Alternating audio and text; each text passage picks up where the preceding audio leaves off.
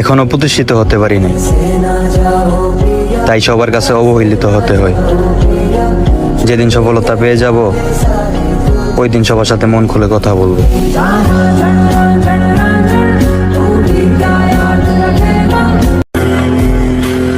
আমি কখনোই ভাবতে পারি নাই যে আমার জীবনে এমন দিনগুলো আসবে।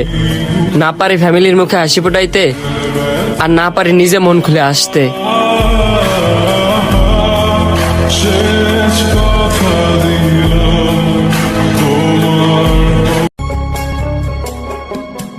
হায়, দেহের আঘাত দেখা যায়, মনের দুঃখ কয়জন বুঝে?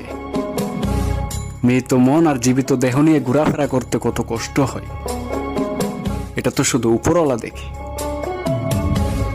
টাকার অভাব আর দায়িত্বর বারে আমি রোজ কান্না করি। আপনজন বলো আর প্রিয়জন, তারা তো শুধু আমার হাসি মুখটাই দেখে।